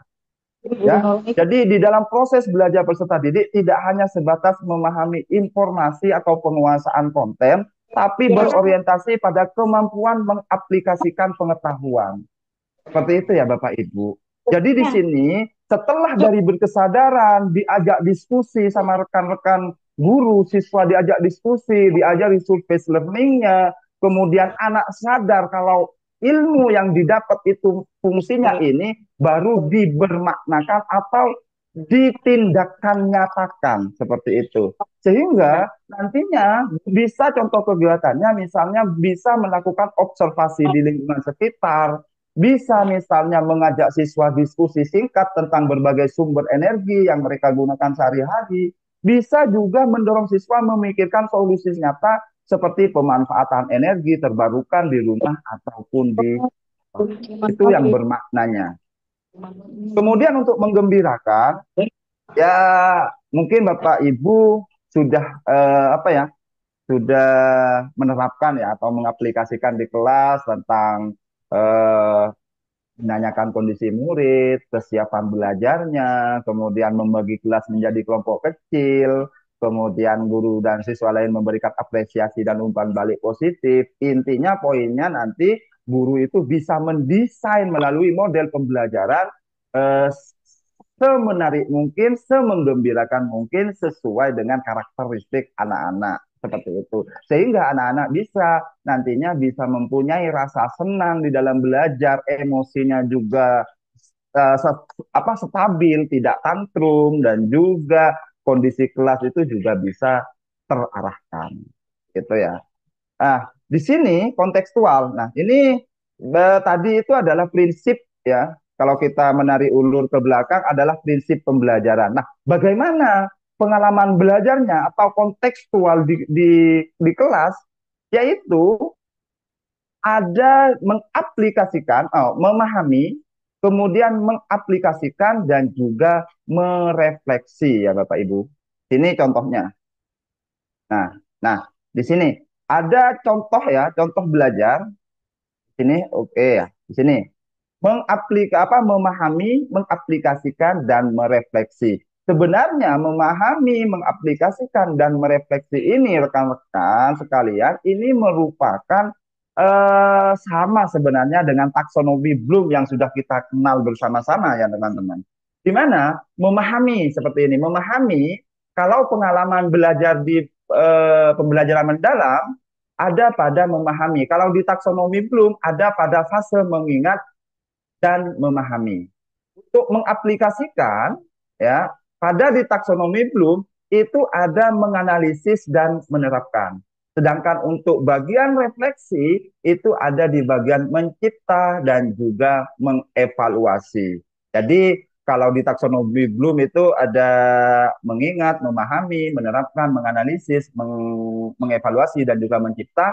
Kalau di pengalaman belajar, kalau di pengalaman belajar pembelajaran mendalam itu ada memahami ya yang sama atau equal ya dengan memahami dan mengingat. Untuk mengaplikasikan itu sama dengan menganalisis dan menerapkan, kemudian merefleksi itu sama dengan mengevaluasi dan juga mencipta. Dan ini adalah langkah-langkah kalau misalnya rekan-rekan itu menerapkan di dalam pembelajaran. Di sini contoh misalnya ya, ini contoh ya, pengalaman belajar pada pembelajaran IPAS fase B materi ekosistem. Untuk memahami, di sini aktivitasnya, pertama, guru itu memulai pembelajaran dengan diskusi interaktif dulu tentang ekosistem yang ada di sekitar sekolah atau lingkungan rumah siswa. Kemudian siswa mengamati gambar dan diagram, rantai makanan, serta jaringan makanan di buku atau media presentasi. Kemudian guru membagi siswa menjadi kelompok kecil dan meminta mereka mengidentifikasi komponen ekosistem dari studi kasus yang diberikan. Kemudian siswa mencatat dan menjelaskan peran masing-masing komponen ekosistem dengan menggunakan peta konsep. Dan aktivitas ini ada pada memahami. Artinya teman-teman, indikatornya bagaimana caranya nanti itu guru bisa ya bisa di dalam konteks memahami itu bisa memasukkan prinsip pembelajaran yaitu berkesadaran. Sehingga saya ini belajar ekosistem ya, belajar ekosistem bisa tahu tentang rantai makanan misalnya. Bisa tahu tentang biotik dan abiotik. Bisa tahu tentang daerah sekitar. Jadi dengan ilmu ekosistem ini, saya tidak sembarangan akan misalnya membunuh cacing misalnya. Tidak sembarangan membuat sungai polusi misalnya. Sehingga ada di proses memahami ini teman-teman. Seperti itu. Kemudian anak-anak setelah memahami konsekuensinya, memahami apa yang akan dilakukan dalam kehidupan sehari-hari, memahami tentang ilmu yang didapat sehingga anak-anak itu sudah punya gambaran tentang ilmu yang didapat, maka anak-anak itu bisa mengaplikasikan. Bagaimana caranya? Seperti itu. Yaitu siswa diminta untuk mengamati ekosistem di sekitar, misalnya taman, sekolah, kolam, atau kebun, kemudian melakukan pengamatan lapangan dan mencatat hubungan antar makhluk hidup, ya. Kemudian merancang proyek mini ekosistem tertutup menggunakan botol plastik bekas. Ini merupakan proyek nyatanya.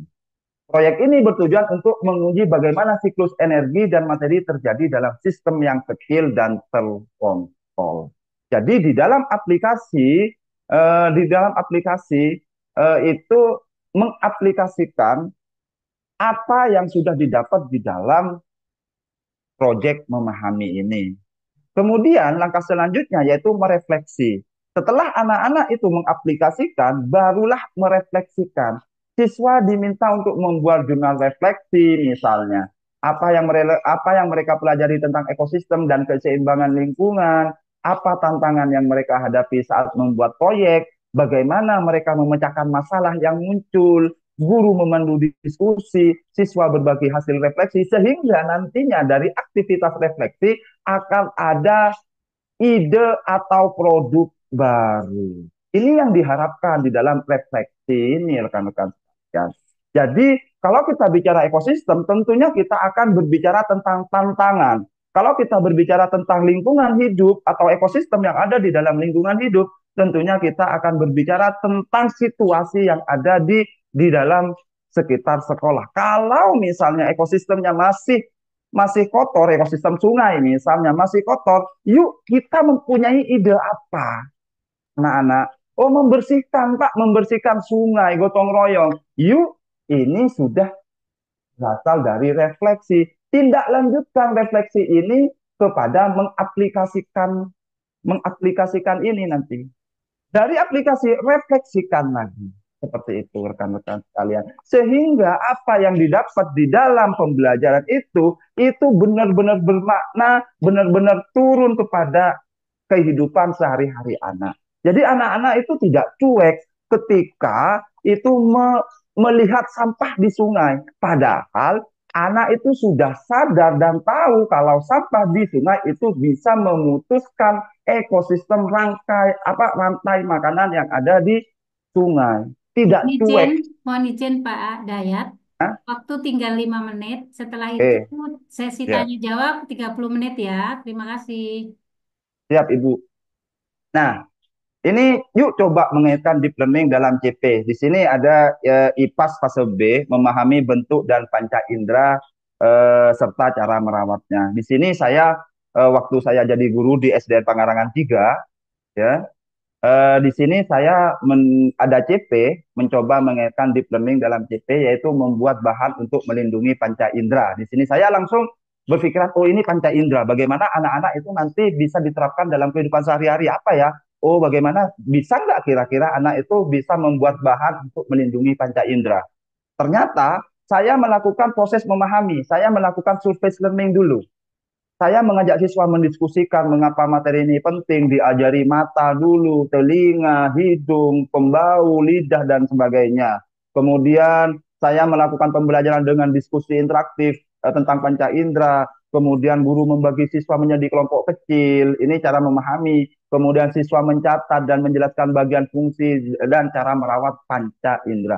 Sehingga anak-anak itu bisa paham, oh panca indera ini loh fungsinya. Oh, anak-anak itu punya ide bagaimana, berarti panca indera itu sangat penting buat kita. Kita harus rawat. Nah, ternyata setelah saya berdiskusi anak-anak itu punya ide. Saya mengaplikasikan dengan membuat produk. Ternyata anak-anak itu lebih kreatif daripada saya. Tidak terpikirkan anak-anak itu ada yang membuat kaos tangan untuk melindungi indera peraba, kemudian ini membuat timun untuk menjaga area mata, seperti itu.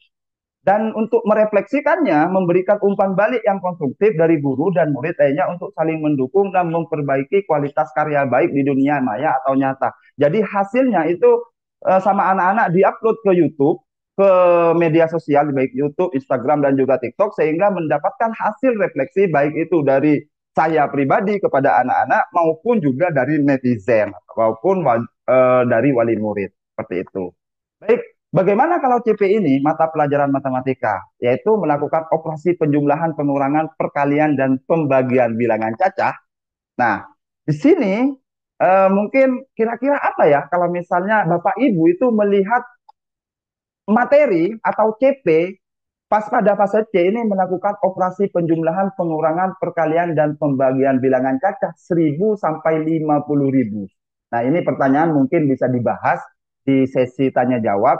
Kira-kira Bapak Ibu itu akan mengaitkan dalam kehidupan sehari-hari kalau punya materi ini kira-kira apa ya? Oh, misalnya dengan jual beli atau apa, atau punya ide yang lain, rekan-rekan guru, mungkin bisa didiskusikan di dalam sesi yang berikutnya.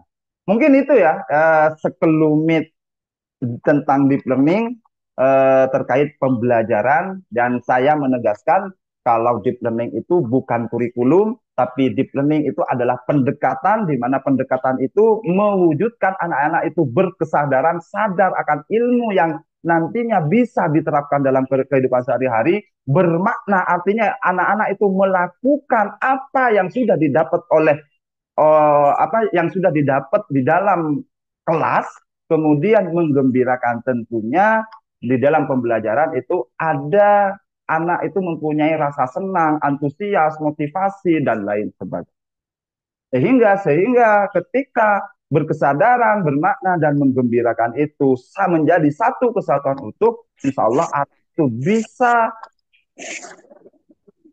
bisa apa ya mengaitkan atau bisa menghadapi tantangan abad 21 yang sudah dipaparkan di awal. Seperti itu mungkin penjelasan dari saya. Ini sudah ada alarm dari Bu Mufti. Mungkin ada beberapa pertanyaan, silakan untuk didiskusikan. Mungkin itu kurang lebihnya saya mohon maaf. Sebenarnya materinya ini banyak ya teman-teman. Di sini ada contoh ide deep learning ya. Ini saya sajikan mulai dari SD, SMP dan juga TK juga ada di sini.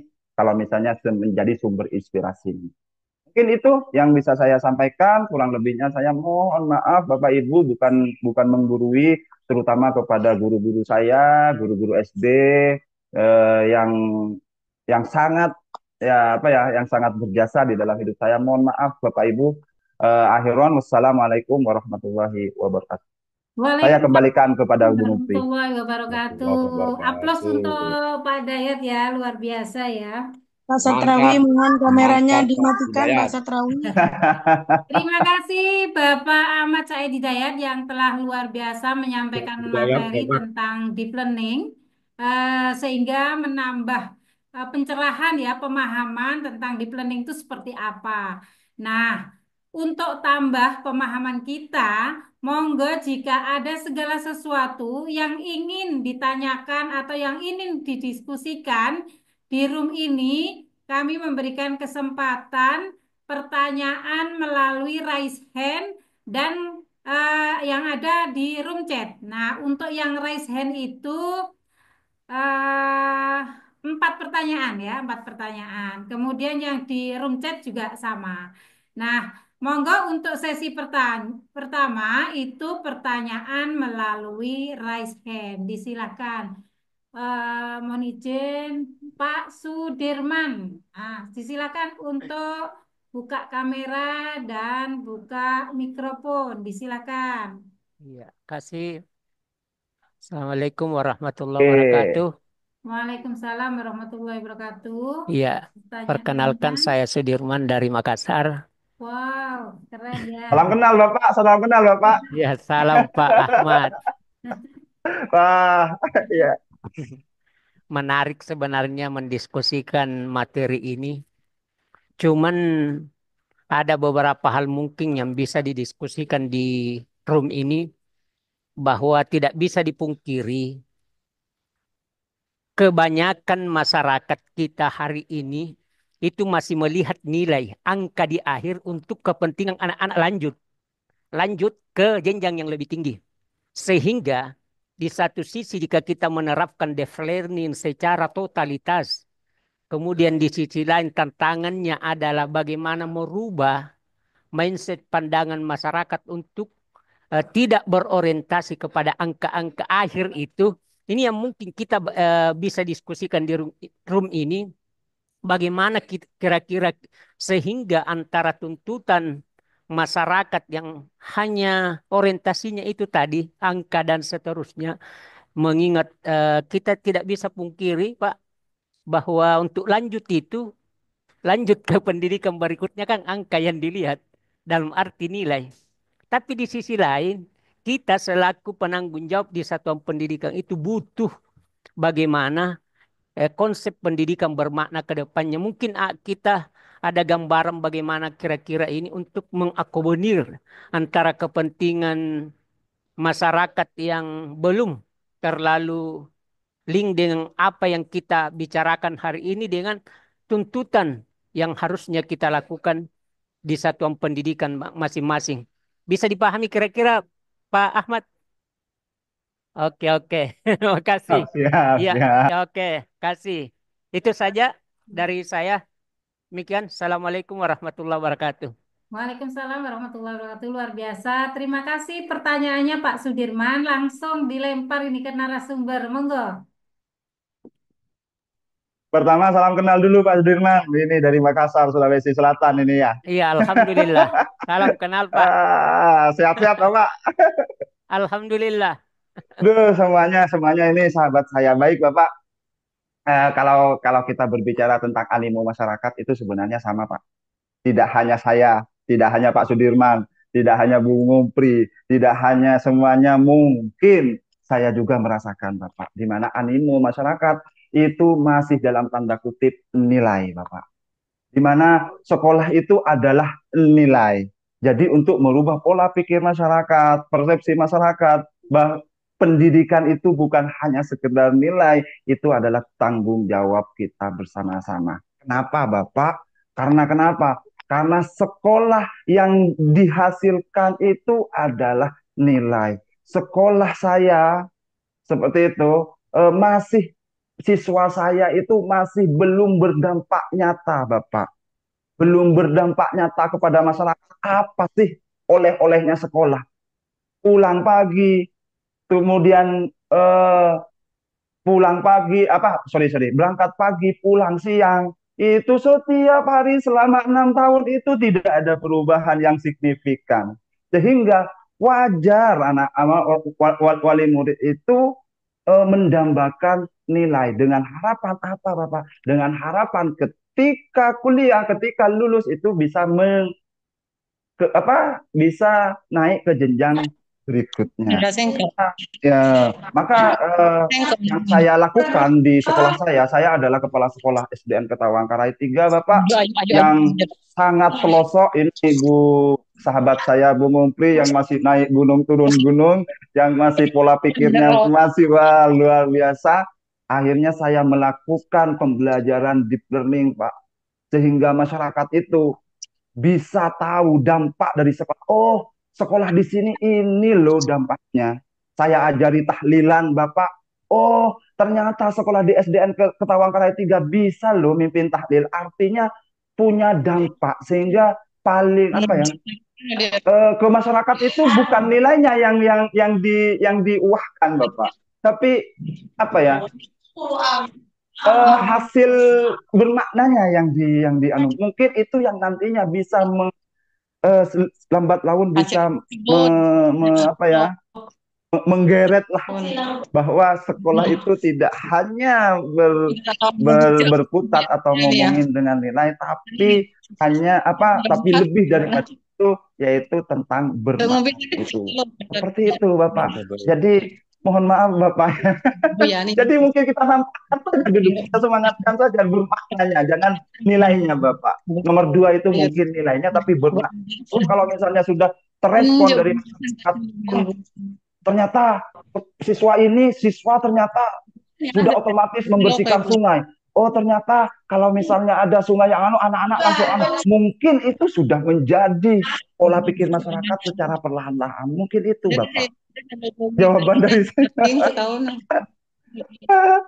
Baik, terima kasih Bu. Said Hidayat, semoga menambah pencerahan atau apa yang dimaksud oleh Pak Sudirman. Baik, Bapak Ibu, pertanyaan kedua melalui raise hand. Langsung open mikrofon, disilakan karena tidak terdeteksi. Bu Fatmawati. Silakan Ibu Fatmawati, bisa perkenalan dulu supaya makin banyak teman.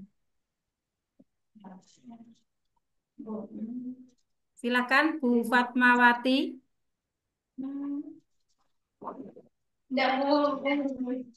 Nggak bisa.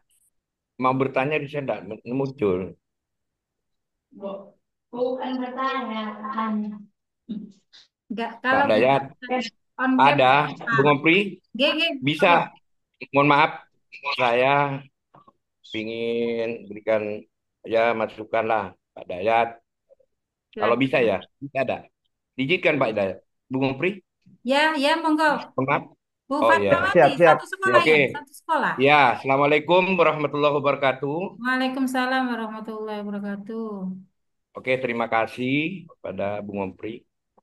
Dan juga ini narasumber kita, adik kita sebenarnya, tapi hebat, Pak Dayat ya. Kalau saya ini sudah lama kenal dengan Pak Dayat sebelum dia sudah di apa yang ngajar di Darmista ya, kenal baik dengan keluarganya.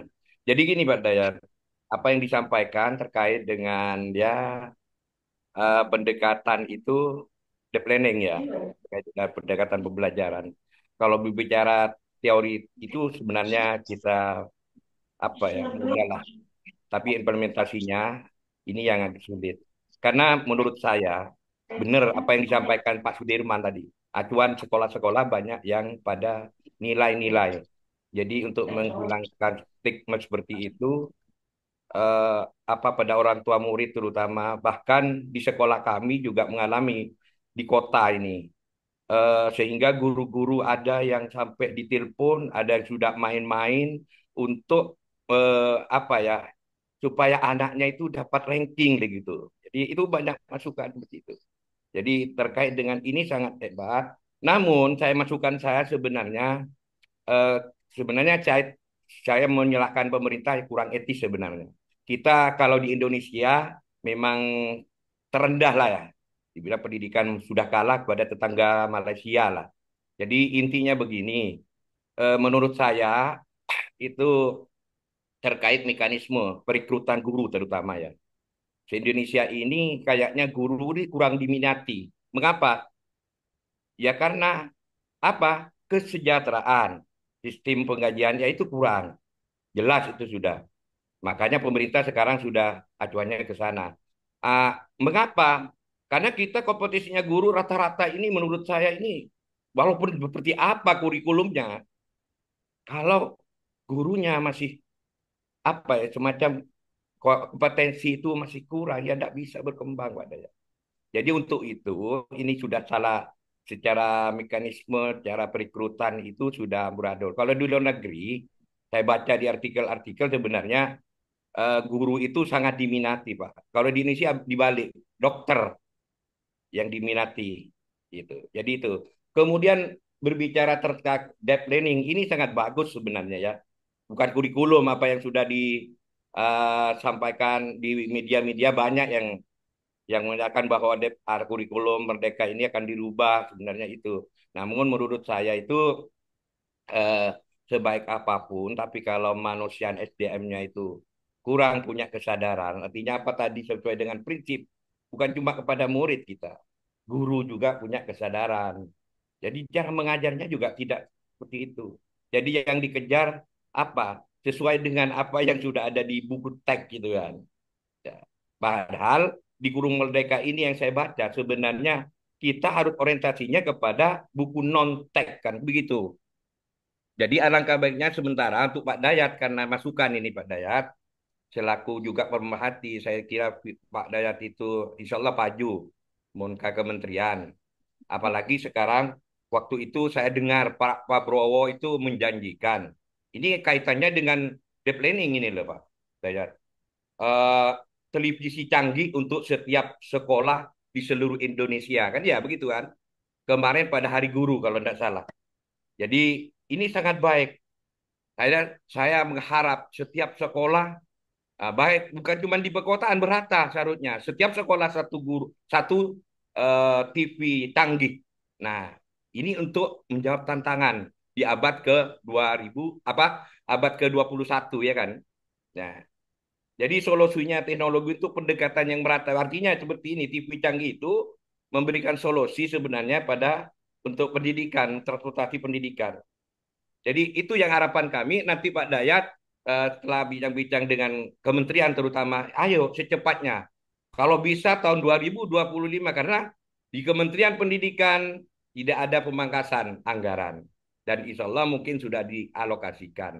Mudah-mudahan Pak Dayat apa yang memberikan masukan ke pemerintah terkait dengan kementerian yang terkait itu ya ke Pak siapa itu Pak Menteri yang baru ini Pak Mukti yaitu. Jadi itu sangat baik nanti saya harapkan karena ini akan membantu guru-guru yang masih belum melek karena kalau di negara-negara maju ciri canggih ini sudah dipergunakan Pak. Jadi itu masukan dari saya, cuma cukup itu saja. Saya akhiri, terima kasih Pak Dayat, Bung Mumpri ya. Terima kasih. Assalamualaikum warahmatullahi wabarakatuh. Waalaikumsalam warahmatullahi wabarakatuh. Wah, masukan luar biasa. Gimana skip Pak Dayat? Iya. Itu titipan kepada. Iya, iya, iya, ya, Pak Edi. Siapa Edi? Iya, ini. Pertanyaan ketiga, yang raise hand atau langsung open mikrofon ya, monggo.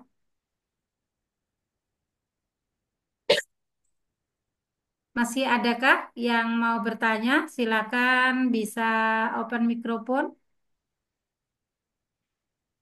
Kalau tidak ada, saya seling dulu di room chat. Ini ada pertanyaan, Pak. Mohon izin bertanya, penggunaan kurikulum tetap kurikulum merdeka dan tidak ada perubahan. Akan tetapi, apakah pendekatan deep learning ini diwajibkan untuk diimplementasikan di semua institusi pendidikan atau boleh menggunakan pendekatan yang lain? Monggo disilakan Pak Ahmad Said Hidayat. Ini baik, terima kasih. Ini dari siapa? Dari Saf. Pak Safril Fajar. Baik, Pak Safril ya. Jadi mohon izin bertanya, penggunaan kurikulum apakah tetap kurikulum merdeka dan tidak ada perubahan? Jadi saya jawab, untuk kurikulum itu masih tetap kurikulum merdeka. Artinya mulai dari strukturnya, kemudian dari intrakurikulernya, ekstrakurikulernya, kokurikulernya, itu semuanya CPTP dan lain sebagainya, itu masih menggunakan kurikulum merdeka. Itu pertanyaan pertama. Akan tetapi, apakah pendekatan pembelajaran deep learning ini diwajibkan untuk diimplementasikan di semua institusi pendidikan atau boleh menggunakan pendekatan yang lain?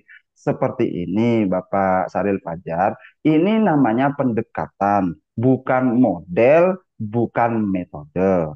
Artinya, bukan kita tidak berbicara masalah wajib atau tidak, tapi bagaimana caranya materi itu tersampaikan dengan bermakna sehingga bisa menjawab tantangan abad 21.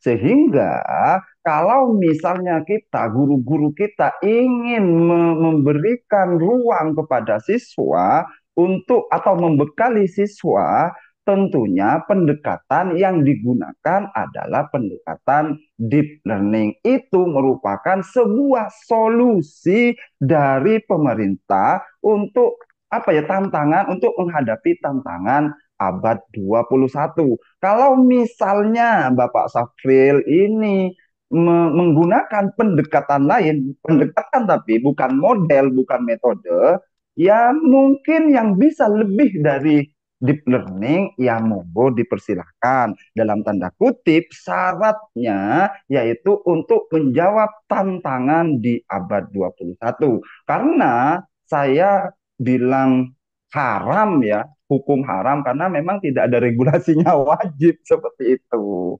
Hanya di sini saya sebagai solusi, deep learning ini merupakan solusi pendekatan sehingga ketika pendekatan itu sudah ada kepada anak, maka membuat model pembelajaran metode itu lebih terarah. Seperti itu mungkin Bapak Safril. Baik, terima kasih Pak Dayat yang telah memberikan penjelasan yang sangat jelas. Mudah-mudahan membantu apa yang menjadi unek-unek Pak Safril Fajar atau Bapak Ibu guru yang lain yang mungkin mempunyai unek-unek atau pertanyaan yang sama. Untuk selanjutnya masih dipersilahkan jika ada yang bertanya melalui raise hand. Monggo.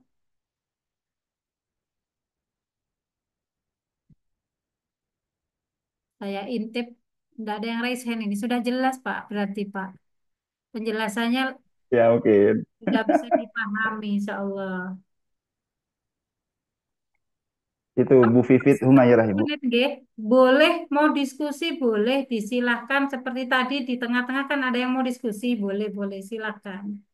Tadi mohon maaf sempat mengkat narasumber karena khawatir yang materi utama tidak selesai. Jadi diskusi bisa dilakukan sekarang. Untuk yang belum mengisi daftar hadir, silakan bisa mengisi daftar hadir. Sepertinya tidak ada pertanyaan lagi. Ada Bu Vivit itu Ibu? Bisa Pak? Bu Vivit Humairah? Oh, raise hand ya? Ya. Monggo langsung Bung Prit. open cam dan open mikrofon. Disilakan. Assalamualaikum warahmatullahi taala wabarakatuh. Waalaikumsalam warahmatullahi wabarakatuh. Cukup menarik ya mengenai pendekatan deep learning ini. Memang sebagaimana yang diungkapkan bahwa kurikulumnya sama, cuma pendekatan yang harus dilakukan oleh setiap guru yang ada di kelas itu harus deep learning, seperti itu ya Pak Dayat ya. Menurut saya pendekatan ini sudah mungkin bukan hal yang baru, karena di kurikulum Merdeka itu kita memang dianjurkan untuk menyesuaikan setiap pembelajaran kita itu sesuai dengan kodrat alam dan kodrat zaman, biar lebih bermakna, seperti itu ya. Jadi ketika anak-anak belajar disesuaikan dengan kodrat zaman dan kodrat alamnya, maka diharapkan pengetahuan yang mereka terima dari guru-gurunya itu akan lebih bermakna, artinya tidak cepat pudar ketika mereka harus menghadapi situasi kondisi yang nantinya ke depannya mereka akan selalu ingat, loh ini loh pembelajaran yang dulu saya dapatkan di sekolah, seperti itu. Jadi poinnya di sini mungkin sebagaimana yang dicontohkan Pak Dayat tadi, bahwa memberikan keterampilan bisa memimpin dikir ya di sekolahnya, seperti itu contohnya, seperti itu. Dari implementasi ini poin pentingnya saya kurang mendapat ini Pak Dayat. Jadi poin penting yang harus didalami dari pendekatan deep learning ini di mananya, seperti itu ya.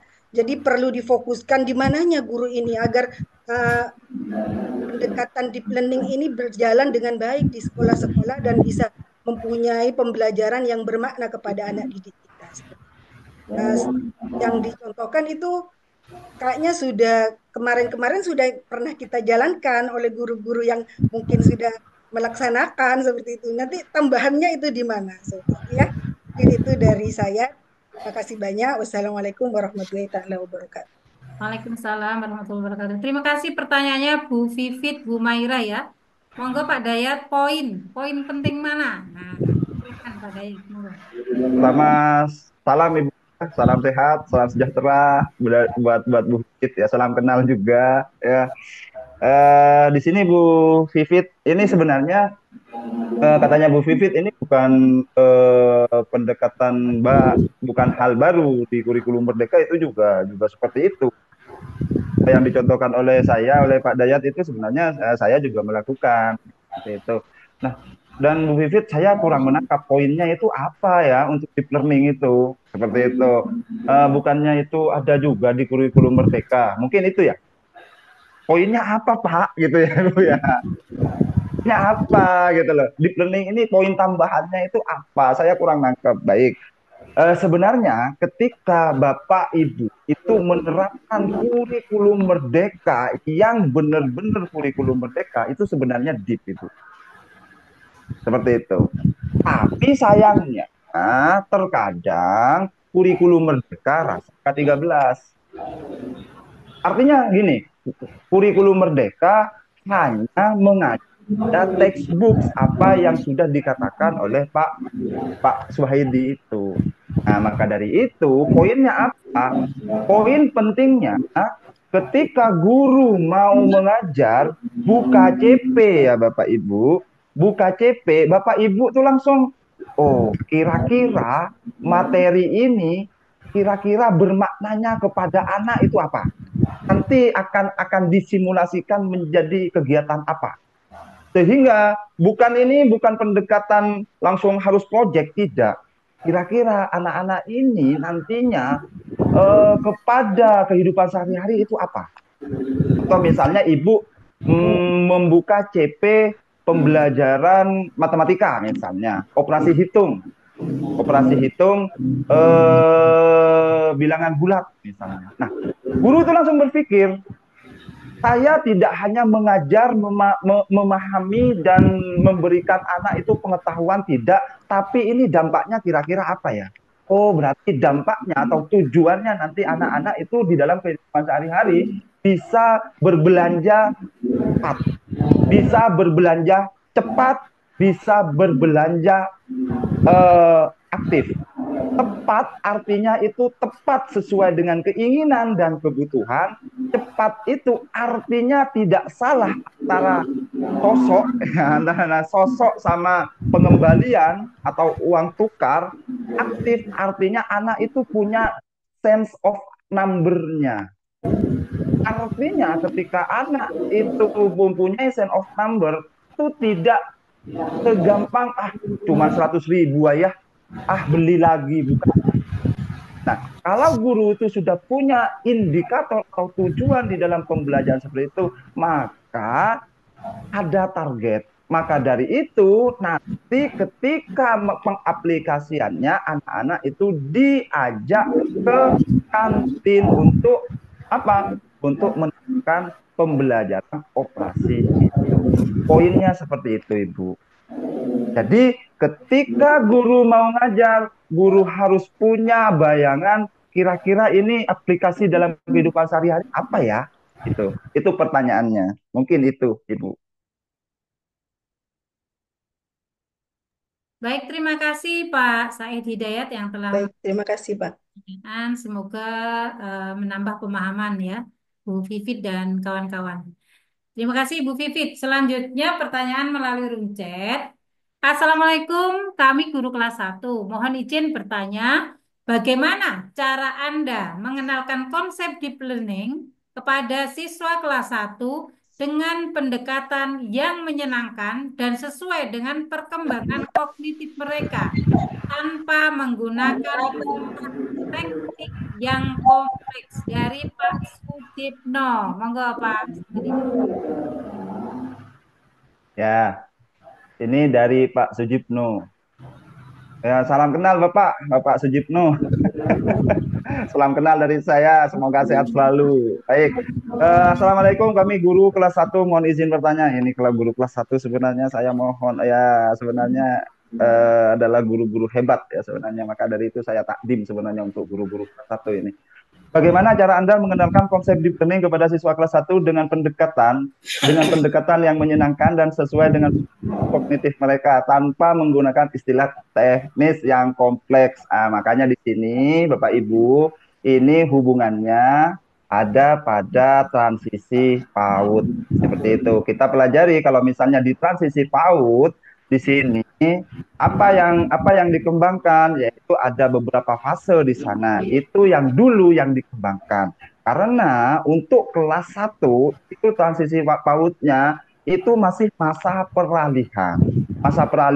Jadi nggak mungkin anak-anak langsung transisi PAUD langsung diajari B aba, C aca, D itu nantinya akan mengganggu psikologi anak-anak. Takutnya nanti punya persepsi bahwa SD itu lebih sulit daripada K. Maka dari itu penting kiranya transisi PAUD itu, teknik transisi PAUD itu dikaji kembali untuk diterapkan di kelas-kelas rendah. Nah, bagaimana caranya pendekatan yang menyenangkan? Sebenarnya banyak Bapak Ibu. Misal contoh misalnya di dalam kehidupan sehari-hari, anak perkenalkan dulu misalnya konsep bahasa Indonesia. Di dalam bahasa Indonesia itu tidak ujuk-ujuk langsung misalnya membaca. Kalau saya juga menginstruksikan ketika refleks buru-buru, ingat ya, kelas 1 kalau misalnya pada elemen membaca itu jangan langsung ujuk-ujuk anak-anak membaca, Bapak Ibu. Gitu saya kelas 1. Ajarkan dulu aturan cara memegang buku. Yuk nak, megang buku, ini buku, bagaimana caranya duduk yang ideal, bagaimana caranya itu antara jarak mata dengan buku. Itu dulu diajari dulu. Kalau misalnya menulis tidak langsung menulis. Ya, kita tepuk-tepuk dulu, ayo ini tuh pensil, perkenalkan alat-alat tulis, bagaimana cara memegang pensil, bagaimana cara menghapus, bagaimana cara duduk dengan pegangan tulis, itu aja dulu. kemudian diajari seperti itu, diajari fonem, seperti itu dulu. Dengan cara yang pendekatan-pendekatan yang ada di dalam diri kita masing-masing. Contoh misalnya di dalam matematika, misalnya perkenalan, misalnya perkenalan bilangan caca, ya uang sakunya mungkin, ayo uang sakunya ini berapa, ini 500, ayo kalau kita kumpulkan itu tinggal berapa. Itu sebenarnya banyak cara kalau misalnya nantinya itu bisa masuk kepada deep learning. Seperti itu. Bisa dimulai dari diri anak sendiri. Misalnya mata pelajaran apa ya? Pancasila misalnya, sila ketuhanan yang Maha Esa, misalnya bisa berdoa, yuk kita berdoa. Kemudian sila kedua, ya kita misalnya jalan-jalan, kalau misalnya ada butuh bantuan, bagaimana caranya misalnya membuat program proyek bersedekah, bagaimana adabnya di dalam bersedekah. Sebenarnya bisa juga diambil di dalam pembelajaran kelas. Artinya untuk kelas 1 itu ciptakan pembelajaran yang konkret dan ciptakan dengan suasana yang menyenangkan, tentunya yang harus ada di dalam kehidupan anak-anak sendiri, terutama pada dirinya sendiri, mulai dari kukunya, rambutnya, dan hidungnya, matanya, dan lain. Mungkin itu Pak Sujipno. Baik, terima Halo. Pak Said Hidayat atas penjelasannya. Semoga menambah pemahaman ya Pak Sujipno.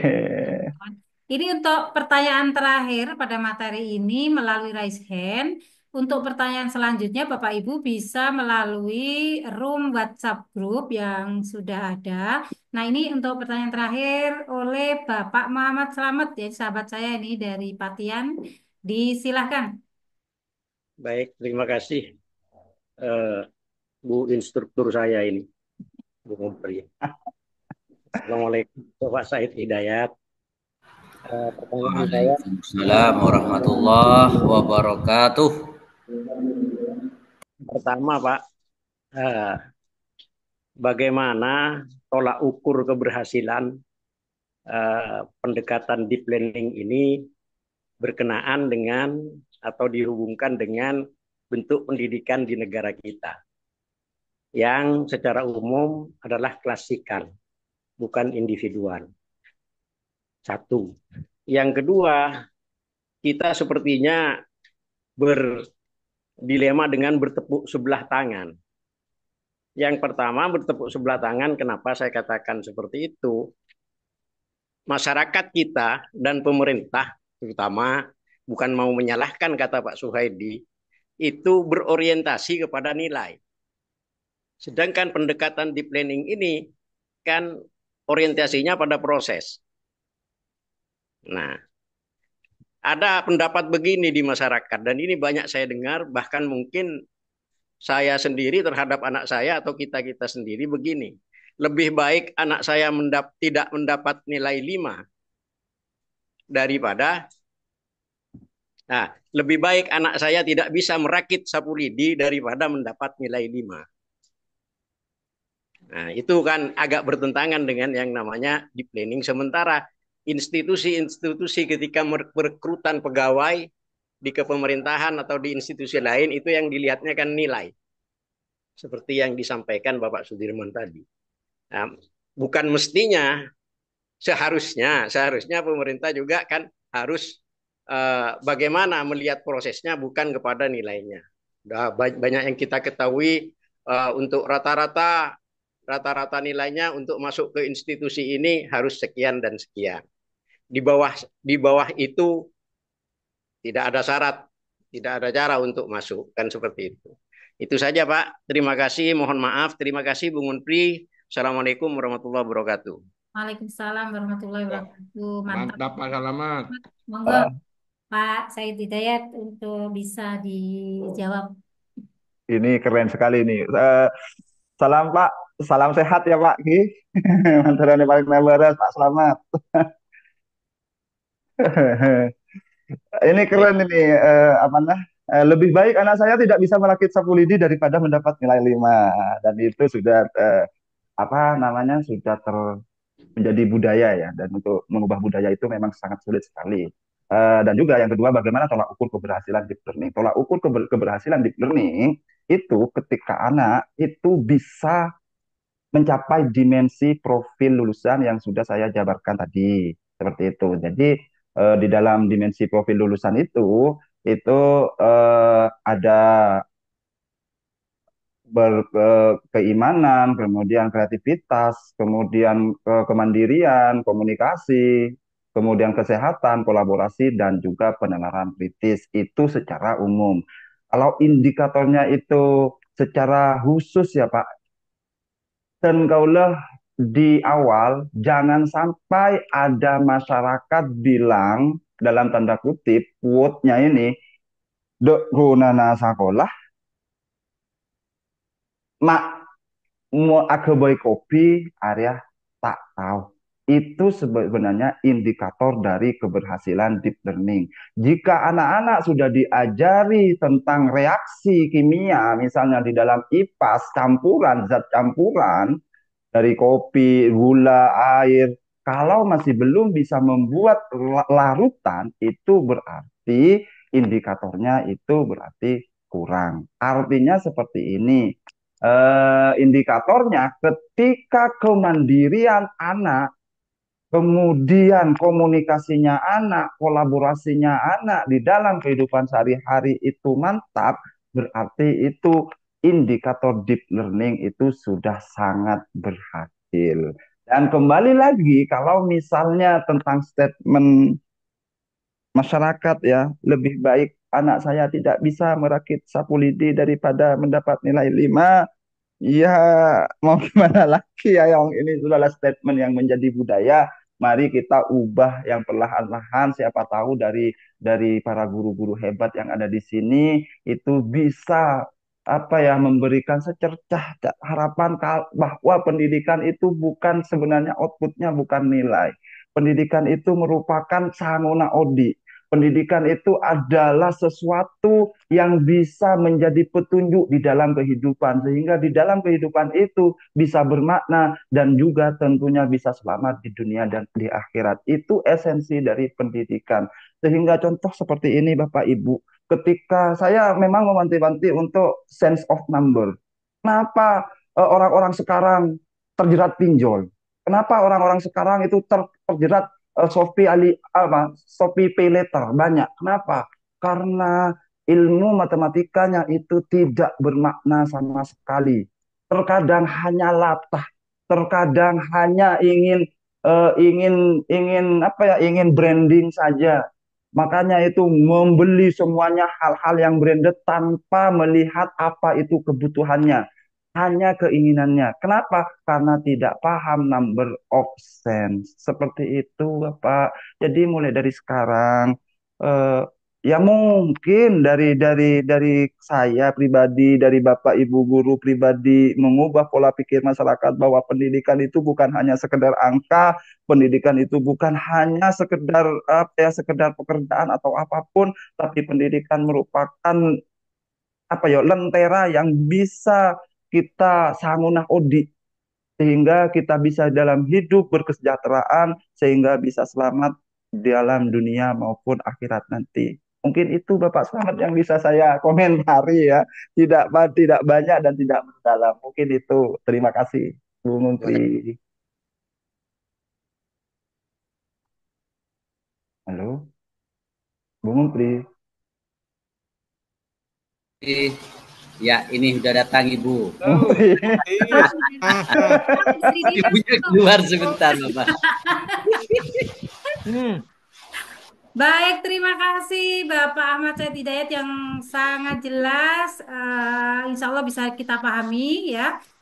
Bapak Ibu hadirin sekalian yang berbahagia yang telah berkenan bergabung dengan kami untuk belajar bersama tentunya spesifikasinya tema deep learning ya. Semoga apa yang Bapak Dayat berikan kepada kita semua dapat dipahami dan dapat diimplementasikan.